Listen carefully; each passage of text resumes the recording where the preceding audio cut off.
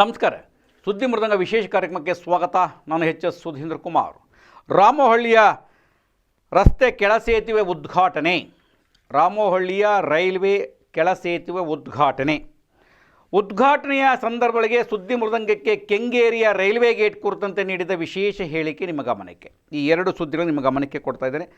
ಮೊದಲಾಗಿ ಯಶವಂತಪುರ ವಿಧಾನಸಭಾ ಕ್ಷೇತ್ರ ವ್ಯಾಪ್ತಿಯ ರಾಮೋಹಳ್ಳಿ ಗ್ರಾಮಕ್ಕೆ ಸೇರಿದಂಥ ಲೆವೆಲ್ ಕ್ರಾಸಿಂಗ್ ಗೇಟ್ ಸಂಖ್ಯೆ 16ಕ್ಕೆ ಗೇಟ್ ಬದಲಿಗೆ ನಿರ್ಮಿಸಲಾದ ರಸ್ತೆ ಕೆಳಸೇತುವೆಯ ಉದ್ಘಾಟನೆಯನ್ನು ಕೇಂದ್ರದ ರಾಜ್ಯ ರೈಲ್ವೆ ಖಾತೆಯ ಸಚಿವ ವಿ ಸೋಮಣ್ಣ ಉದ್ಘಾಟಿಸಿದರು. ಕಾರ್ಯಕ್ರಮಗಳಿಗೆ ಸಂಸದೆ ಶೋಭಾ ಕರಂದ್ಲಾಜೆ, ವಿಧಾನ ಪರಿಷತ್ ಸದಸ್ಯ ಜವರಾಯಗೌಡ ಸೇರಿದಂತೆ ಹಲವರು ಉಪಸ್ಥಿತರಿದ್ದರು.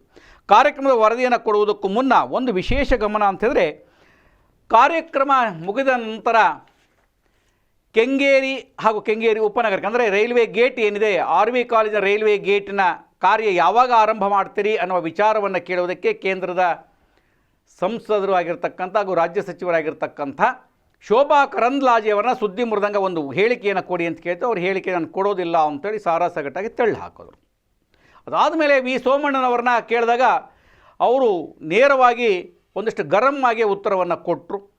ನಾನಿಲ್ಲದಿದ್ದರೆ ಕೆಲಸ ಆಗ್ತಾ ಇರಲಿಲ್ಲ, ನೀವು ಸ್ನೇಹಿತರಾಗಿ ನೋಡಬೇಕು ಅನ್ನುವಂಥದ್ದು ಸುದ್ದಿ ಮೃದಂಗದ ಮೇಲೆ ಒಂದು ರೀತಿಯಲ್ಲಿ ಭಾಳ ಏರಿದ ಧ್ವನಿಯಲ್ಲೂ ಕೂಡ ಮಾತನಾಡಿದ್ರು.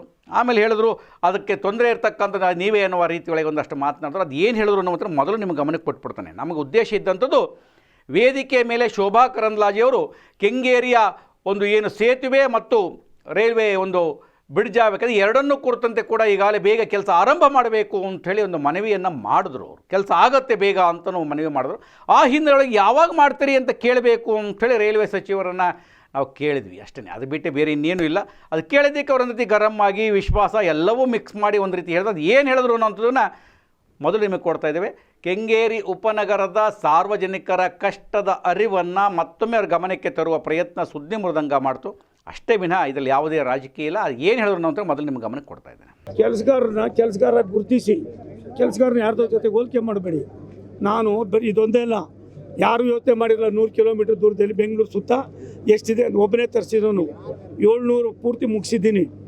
700 ಕರ್ನಾಟಕದಲ್ಲಿ. ಇನ್ನೊಂದು 6 ತಿಂಗಳು ನಾನು ಇದ್ದರೆ ನಿನ್ನ ಕೆಂಗೇರಿ ಇರೋದು ಅದು ಇರೋದು ವಾಪಸ್ ಬರ್ತೀನಿ ಅಂತ ಕತೆ ಹೇಳಿದ್ದು ನಿನಗೆ. ನೀನು ನನಗೊಬ್ಬ ಸ್ನೇಹಿತನಾಗಿರೋದು ಕಲ್ಪೋ.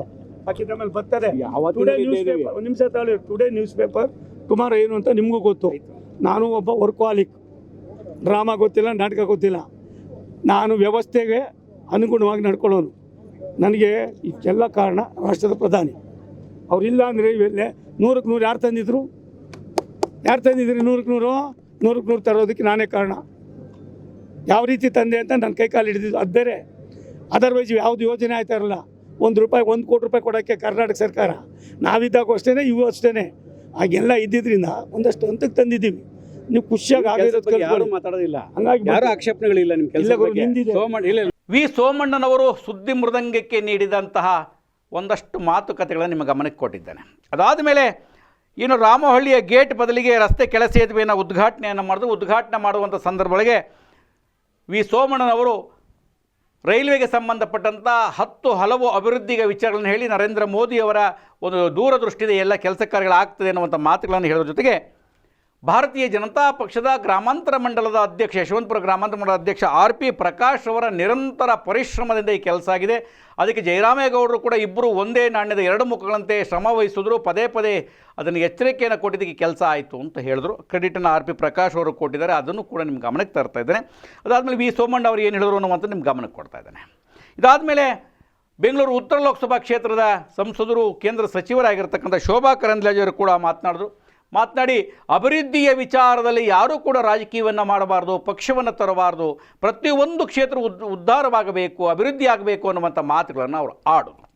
ಬೆಂಗಳೂರಿನ ನಾಡಪ್ರಭು ಕೆಂಪೇಗೌಡರ ಬೆಂಗಳೂರು ಕೂಡ ಅದರೊಳಗೆ ಸೇರ್ಪಡೆ ಆಗಿದೆ ಅನ್ನೋ ಮಾತನ್ನು ಈ ಸಂದರ್ಭದಲ್ಲಿ ಹೇಳಿ, 100 ಕಿಲೋಮೀಟರ್ ದೂರದಲ್ಲಿ ಯಾರಾದ್ರೂ ವ್ಯವಸ್ಥೆ ಮಾಡಿದ್ರೇನಪ್ಪ? ಹಿಂದೆ ಮಾಡಿದ್ರೇನೆ? ಯಾರು ಮಾಡಿದ್ದೀವಲ್ಲ? ನಾನಲ್ಲ. ಯಾರು ಮಾಡಿದ್ದು? ಯಾರಿಗೆ ಆದ್ಯತೆ ಇದೆ? ಆದ್ದರಿಂದ ದಯವಿಟ್ಟು ನಿಮ್ಗೆ ವಿನಂತಿ ಮಾಡ್ತೀನಿ, ದೇಶದ ಸರ್ವಾಂಗೀಣ ಬೆಳವಣಿಗೆಯಲ್ಲಿ ಸಾಮಾನ್ಯರಿಗೆ ಬೇಕಾಗಿರ್ತಕ್ಕಂಥ ವ್ಯವಸ್ಥೆಯಲ್ಲಿ ಪ್ರಾಯಶಃ ಏನೆಲ್ಲವೂ ಕೂಡ ಸಿಗ್ತಕ್ಕಂಥದಕ್ಕೆ ದಾರಿಯನ್ನು ಮಾಡ್ತಕ್ಕಂಥದಕ್ಕೆ ಇವತ್ತು ಇದೊಂದು ಉತ್ತಮವಾದ ಸಂದೇಶ. ನಾವು ಬಂದಾಗ ಯಾವುದಿದು ರಾಜರಾಜೇಶ್ವರಿ ಮೆಡಿಕಲ್ ಕಾಲೇಜ್ನವ್ರು ಬಂದು ಒಂದು ಸ್ಯಾಂಕ್ಷನ್ ಹೇಳಿದ್ರು. ಯಾಕೆ ಹೇಳಿದ್ರು ಅನ್ನೋದಕ್ಕಿಂತ ಹೆಚ್ಚಾಗಿ ಸಾವಿರಾರು ಜನ ಮಕ್ಕಳು ಬರ್ತಾರೆ, ವಿದ್ಯಾರ್ಥಿಗಳು ಬರ್ತಾರೆ. ರವೀಂದ್ರ ಭಟ್ ಸಾಹೇಬರು ನಾ ಕಂಡ ಒಬ್ಬ ಅಪರೂಪದ ಪತ್ರಕರ್ತರು, ನೇರ ನುಡಿಗೆ ಮತ್ತೊಂದು ಹೆಸರಿರ್ತಕ್ಕಂಥವ್ರು, ದೇಶದ ವ್ಯವಸ್ಥೆಗಳನ್ನ ಸರಿದಾರಿಯಲ್ಲಿ ಕೊಂಡೊಯ್ತಕ್ಕಂಥ ಅವ್ರದ್ದೇ ಆದಂಥ ದೂರದೃಷ್ಟಿಯ ವ್ಯವಸ್ಥೆಯನ್ನು ಉಳ್ಳವರು. ನಾನೇ ಅವ್ರಿಗೆ ಫೋನ್ ಮಾಡಿ ಹೇಳಿದ್ದೆ, ನಾನು ನನ್ನ ತಂಗಿ ಬರ್ತಾ ಇದ್ದೀವಿ, ತಾವು ದಯಮಾಡಿ ಬನ್ನಿ. ಆದ್ರಿಂದ ಇಂಥ ಒಳ್ಳೆ ಕೆಲಸಗಳು ಮಾಡುವಾಗ, ಒಳ್ಳೆ ವ್ಯವಸ್ಥೆಯನ್ನು ಮಾಡುವಾಗ ದೇಶದ ಸರ್ವಾಂಗೀಣ ಅಭಿವೃದ್ಧಿಯಲ್ಲಿ ನಿಮ್ಮ ಯಾವ ಊರು ನಿಮ್ದಿದು? ರಾಮಹಳ್ಳಿ ದೊಡ್ಡಾದ ಮರ ಮತ್ತೆ ಕೊಂಬಳಗೂಡು, ಅದ್ರ ಜೊತೆ ಬೆಂಗಳೂರು ರಾಜ್ಯದ ರಾಜಧಾನಿ ಎಲ್ಲಕ್ಕೂ ಕೂಡ ಸೇರ್ಪಡೆ ಆಗ್ತದೆ. ಇಂಥ ಅಪರೂಪದ ಕೆಲಸವನ್ನು ಮಾಡುವಾಗ ನೀವು ಕೂಡ ಸುಮಾರು ದಿನ ನಿಮಗೆ ರಸ್ತೆ ತೊಂದರೆ ಆಗಿ ತುಂಬ ಬೈಕೊಂಡಿದ್ದೀರಿ. ನನಗಂತೂ ಬೇಜಾನ್ ಎಣ್ಣೆ ಹೊಡೆದ್ಬಿಟ್ಟು ರಾತ್ರಿ ಆದ್ಮೇಲೆ ಎಂತೆಂಥ ಸಭೆಗಳು ಬರ್ತಾಯಿತ್ತು ಅಂದರೆ ದೇವರಾಗೌಡ್ರೆ, ಅದು ಭಾಷೆನೇ ಬೇರೆ ಇತ್ತು. ನಾನಾದರೂ ಕೂಡ ಬೇಸಿಗೆ ಮಾಡ್ಕೊಂಡು ನಮಗೇನಿಲ್ಲ, ಇದರ ಅವಶ್ಯಕತೆ ಇತ್ತು. ಈ ಅವಶ್ಯಕತೆಯನ್ನು ರಾಷ್ಟ್ರದ ನಾಯಕರುಗಳ ಗಮನ ಹರಿಸಿ ಈ ಕೆಲಸವನ್ನು ನಾವು ಮಾಡಿಕೊಟ್ಟಿದ್ದೀವಿ ಅಂತ ಮಾತನ್ನು ಹೇಳಿ ಇಷ್ಟೊಂದು ಸಂಖ್ಯೆಯಲ್ಲಿ ಬಂದಿದ್ದೀರಾ.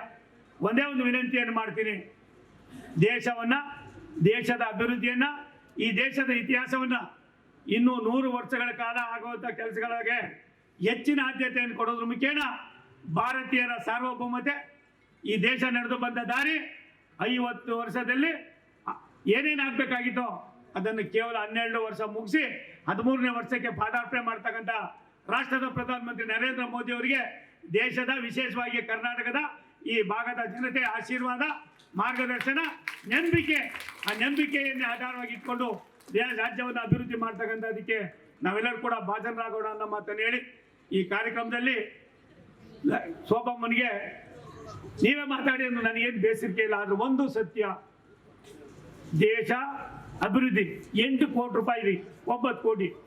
ಈ 9 ಕೋಟಿ 50 ವರ್ಷದಿಂದನೇ ಆಗಿದ್ರೆ ಎಷ್ಟು ಮಟ್ಟಿಗೆ ಬೆಳವಣಿಗೆ ಆಗ್ತಾ ಇತ್ತು?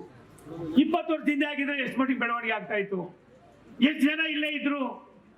ಎಲ್ಲ ಮಾಡಕ್ ಬಿಟ್ಬಿಟ್ಟು ಏನು ಮಾಡ್ತೀರಾ, ಬಾಜನ್ ಮಾಡ್ಕೊಂಡಂತದನ್ನ ಕೇಂದ್ರ ಸರ್ಕಾರ ಮಾಡ್ತಾ ಇದೆ. ಇಷ್ಟೊಂದು ದೊಡ್ಡ ಪ್ರಮಾಣದ ವ್ಯವಸ್ಥೆ ಇವತ್ತು ರೈಲಲ್ಲಿ ಇದೆ.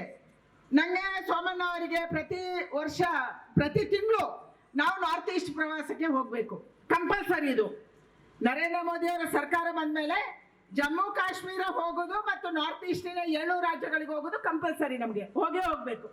ನಾವು ನಮ್ಮ ಬಾರ್ಡರ್ ಜಿಲ್ಲೆಗಳಿಗೆ ನಾವು ಹೋಗಿ ಮೀಟಿಂಗ್ ತಗೋಬೇಕು. ಮೀಟಿಂಗ್ ಅಂದ್ರೆ ನಮ್ಮ ಡಿಪಾರ್ಟ್ಮೆಂಟ್ ಅಲ್ಲ, ಎಲ್ಲಾ ಡಿಪಾರ್ಟ್ಮೆಂಟ್ ದಿಶಾ ಮೀಟಿಂಗ್ ತಗೊಂಡಾಗೆ ತಗೋಬೇಕು. ಯಾಕೆಂದ್ರೆ ನಾರ್ತ್ ಈಸ್ಟ್ನ ಜನ ಮತ್ತು ಜಮ್ಮು ಕಾಶ್ಮೀರದ ಜನಕ್ಕೆ ಸೌಲಭ್ಯಗಳಿರಲಿಲ್ಲ. ಅಲ್ಲಿಗೆ ಹೈವೇ ಇಲ್ಲ, ಅಲ್ಲಿಗೆ ರೈಲ್ವೆ ಕನೆಕ್ಟಿವಿಟಿ ಇಲ್ಲ, ಅಲ್ಲಿಗೆ ಏರ್ಪೋರ್ಟ್ ಇಲ್ಲ. ಅಲ್ಲಿಯ ಜನಕ್ಕೆ ಅನ್ನಿಸ್ತಿತ್ತು ನಮ್ಗೆ ಡೆಲ್ಲಿ ತುಂಬಾ ದೂರ, ನಮ್ಗೆ ಬಾಂಗ್ಲಾದೇಶ ಹತ್ರ, ನಮ್ಗೆ ಮಯನ್ಮಾರ್ ಹತ್ರ, ನಮ್ಗೆ ಭೂತಾನ್ ಹತ್ರ, ನಮ್ಗೆ ನೇಪಾಳ ಹತ್ರ, ನಮ್ಗೆ ಚೀನಾ ಹತ್ರ. ಯಾಕೆಂದ್ರೆ ನಮ್ಮ ದೇಶದ ಜೊತೆ ಕನೆಕ್ಟ್ ಮಾಡುವಂತ ಕೆಲಸವನ್ನ ಇಂದಿನ ಯಾವುದೇ ಸರ್ಕಾರಗಳು ಯೋಚನೆ ಮಾಡಲಿಲ್ಲ. ಅವರನ್ನ ಅವರಷ್ಟಕ್ಕೆ ಬಿಟ್ಟಿದ್ರು. ಗುಡ್ಡಗಾಡಲ್ಲಿ ಅವರು ಕೃಷಿ ಮಾಡ್ತಾ ಇದ್ರು, ಅವರು ಪ್ರಾಣಿಗಳನ್ನ ಹೊಡಿತಿದ್ರು, ತಿಂತಿದ್ರು, ಅವರ ಕೆಲಸ ಮಾಡ್ಕೊಂಡು ಅವರು ಆರಾಮಿದ್ರು. ಅವರ ಶಿಕ್ಷಣದ ಬಗ್ಗೆ, ಅವರ ಆರೋಗ್ಯದ ಬಗ್ಗೆ, ಅವರ ವ್ಯವಸ್ಥೆ ಬಗ್ಗೆ, ಅವರಿಗೆ BPL ಕಾರ್ಡ್ ಕೊಡೋದ್ರ ಬಗ್ಗೆ, ಯಾವುದ್ರ ಬಗ್ಗೆ ಕೂಡ ಚಿಂತೆ ಮಾಡಿರ್ಲಿಲ್ಲ. ಆದ್ರೆ ನಮ್ಮ ಪ್ರಧಾನಿ ಯೋಚನೆ ಮಾಡಿದ್ರು, ಆ ರಾಜ್ಯಗಳು ನಮ್ಮ ವೀಕ್ ಪಾಯಿಂಟ್ಸ್, ನಮ್ಮ ದೇಶದ್ದು ಎಲ್ಲಿ ವೀಕ್ ಇದೆ ಅಲ್ಲಿ ಬಲಗೊಳಿಸುವಂಥದ್ದು ಮಾಡಬೇಕು ಅಂತ ಹೇಳಿ ಇವತ್ತು ಕೇಂದ್ರದ ರೈಲ್ವೆ ಇಲಾಖೆ ಪ್ರತಿಯೊಂದು ನಾರ್ತ್ ಈಸ್ಟ್ ರಾಜ್ಯಗಳನ್ನ ರೈಲ್ವೆಯಿಂದ ಕನೆಕ್ಟ್ ಮಾಡ್ತಾ ಇದೆ. ಇದು ನಮ್ಮ ತಾಕತ್ತು, ಇದು ನಮ್ಮ ಶಕ್ತಿ. ಅಂದ್ರೆ ಆ ಭಾಗಗಳನ್ನು ಕೂಡ ದೇಶದ ಒಂದು ದೊಡ್ಡ ಶಕ್ತಿಯನ್ನಾಗಿ ರೂಪಿಸುವಂತ ಕೆಲಸವನ್ನ ಇವತ್ತು ದೇಶದ ಪ್ರಧಾನಿ ಮಾಡ್ತಿದ್ದಾರೆ. ಪ್ರತಿಯೊಂದು ನಾರ್ತ್ ಈಸ್ಟ್ ಸ್ಟೇಟ್ಗಳಿಗೆ ಕೂಡ railway connectivity, highway connectivity, airport connectivity ಮತ್ತು ಜಮ್ಮು ಕಾಶ್ಮೀರಕ್ಕೆ ಆ ದೇಶದ ಭಾಗಗಳನ್ನು ಕೂಡ ನಮ್ಮ ಜೊತೆ ಜೋಡಿಸ್ಕೊಳ್ಳುವಂತ ಕೆಲಸವನ್ನ ಪ್ರಧಾನಿಯ ನೇತೃತ್ವದಲ್ಲಿ ಇವತ್ತು ಮಾಡಲಾಗ್ತಾ ಇದೆ. ನಂಗೆ ಇವತ್ತು ಬಹಳ ಖುಷಿಯಾಗಿರುವಂಥದ್ದು, ನಮ್ಮ ರಾಜ್ಯದಲ್ಲಿರುವಂಥ ಎಲ್ಲ ROB ಮತ್ತು RUBಗಳನ್ನ ಅದನ್ನ ಲೆವೆಲ್ ಕ್ರಾಸಿಂಗ್ ಅನ್ನ ROB ಮಾಡುವಂತ ಒಂದು ದೊಡ್ಡ ಕೆಲಸದಲ್ಲಿ ಅಶ್ವಿನಿ ವೈಷ್ಣವ್ ಮತ್ತು ಸೋಮಣ್ಣ ಅವರ ನೇತೃತ್ವದಲ್ಲಿ ಇವತ್ತು ಕರ್ನಾಟಕ ರಾಜ್ಯದಲ್ಲಿ ಮಾಡಲಾಗ್ತಾ ಇದೆ. ಇದರ ಒಂದು ದೊಡ್ಡ ಕೆಲಸ ಮೊದಲು ನಾವು ಓಪನಿಂಗ್ ಮಾಡಿದ್ದು ಚಲ್ಲೆಘಟ್ಟ ಯಾಕೆ ಓಪನ್ ಮಾಡಿದ್ವಿ? ಚಲ್ಲಘಟ್ಟವನ್ನ ಓಪನ್ ಮಾಡಿರುವಂತದ್ದು ನಮ್ಮ ರಾಮೋಹಳ್ಳಿ ಗೇಟ್ ಅನ್ನ ನಾವು ಕೆಲಸ ಶುರು ಮಾಡಬೇಕು. ಇಲ್ಲಿಂದ ವಿಧಾನ ಪರಿಷತ್ ಜವರಾಯಗೌಡರು ಉಪಸ್ಥಿತರಿದ್ದರು. ವೇದಿಕೆಯ ಮೇಲೆ ಯಶವಂತಪುರ ಕ್ಷೇತ್ರದ ಶಾಸಕ ಎಸ್.ಟಿ. ಸೋಮಶೇಖರ್ ಅವರ ಅನುಪಸ್ಥಿತಿ ಎದ್ದು ಕಾಣಿಸ್ತಿತ್ತು. ಆದರೆ ಆ ವ್ಯಾಪ್ತಿಯ ಕುಂಬಳಗೋಡು ಗ್ರಾಮ ಪಂಚಾಯಿತಿಯ ಮಾಜಿ ಅಧ್ಯಕ್ಷರು, ಮಾಜಿ ಸದಸ್ಯರ ದಂಡೆ ವೇದಿಕೆಯ ಮೇಲೆ ಉಪಸ್ಥಿತರಿತ್ತು. ಇದು ವಿಶೇಷವಾಗಿರ್ತಕ್ಕಂಥ ನಿಮ್ಮ ಗಮನಕ್ಕೆ ಕೊಡ್ತಾ ಇದ್ದೇನೆ. ಇದಾದ ಮೇಲೆ ಸ್ನೇಹಿತರು ಯಾರೋ ಹೇಳಿದ್ರು, ಹಾಗೆ ಮಾತುಕತೆ ಮಾಡುವಾಗ ಅನೌಪಚಾರಿಕ ಮಾತುಕತೆ ಒಳಗೆ ಶೋಭಾ ಕರಂದ್ಲಾಜೆಯವರು ವಿ ಸೋಮಣ್ಣನವರಿಗೆ ಬೆಂಗಳೂರು ಉತ್ತರ ಲೋಕಸಭಾ ಕ್ಷೇತ್ರಕ್ಕೆ ಮುಂದೆ ನಡೆಯುವ ಚುನಾವಣೆಯಲ್ಲಿ ನಿಂತುಕೊಳ್ಳಿ ಅನ್ನುವಂಥ ಆಹ್ವಾನವನ್ನು ಕೊಟ್ಟರಂತೆ. ಯಶವಂತಪುರ ಕ್ಷೇತ್ರದೊಳಗೆ ನಾನೇ ಸ್ಪರ್ಧೆ ಮಾಡ್ತೀನಿ ಅಂತೇಳಿ ಶೋಭಾ ಕರಂದ್ಲಾಜೆಯವರು ಹೇಳಿದರಂತೆ. ಅದನ್ನು ಕೇಳಿಸ್ಕೊಂಡಂಥ ಅತಿ ಆತ್ಮೀಯರು, ಸುದ್ದಿ ಮೃದಂಗಕ್ಕೆ ಬೇಕಾದಂಥವರೊಬ್ಬರು ಆ ವಿಚಾರವನ್ನು ಹೇಳಿದ್ದಾರೆ. ನಾನು ಮತ್ತೆ ಸ್ಪರ್ಧೆ ಮಾಡೋದಾದರೆ ಯಶವಂತಪುರ ವಿಧಾನಸಭಾ ಕ್ಷೇತ್ರದಲ್ಲಿ ಶಾಸಕ ಸ್ಥಾನಕ್ಕೆ ಸ್ಪರ್ಧೆ ಮಾಡ್ತೀನಿ ಅಂತ ಶೋಭಾ ಕರಂದ್ಲಾಜೆಯವರು ಹೇಳಿದರಂತೆ. ನೀವು ಬೆಂಗಳೂರು ಉತ್ತರಕ್ಕೆ ಬನ್ನಿ ಅಂತ ಶೋಭಾ ಕರಂದ್ಲಾಜೆಯವರು ವಿ ಸೋಮಣ್ಣನವ್ರನ್ನ ಆಹ್ವಾನಿಸಿದರಂತೆ. ಇಷ್ಟಕ್ಕೆ ಈ ಸುದ್ದಿಯನ್ನು ಮುಗಿಸ್ತಾ ಇದ್ದೇನೆ. ಒಟ್ಟಿನೊಳಗಂತೂ ರೈಲ್ವೆ ಗೇಟ್ ಹೋಗಿ ಕೆಳ ಸೇತುವೆ ಆಗಿರ್ತಕ್ಕಂಥ ಹಲವರ ಮೆಚ್ಚುಗೆಯ ಪಾತ್ರವಾಗಿದೆ. ಅದರ ಸಂಪೂರ್ಣ ವರದಿ ನಿಮ್ಮ ಗಮನಕ್ಕೆ ಕೊಟ್ಟಿದ್ದೇವೆ. ಮತ್ತೆ ವಿಶೇಷ ಸುದ್ದಿ, ವಿಶೇಷ ಮಾಹಿತಿಯನ್ನು ಹೊತ್ತು ಬರ್ತೇನೆ. ನಮಸ್ಕಾರ.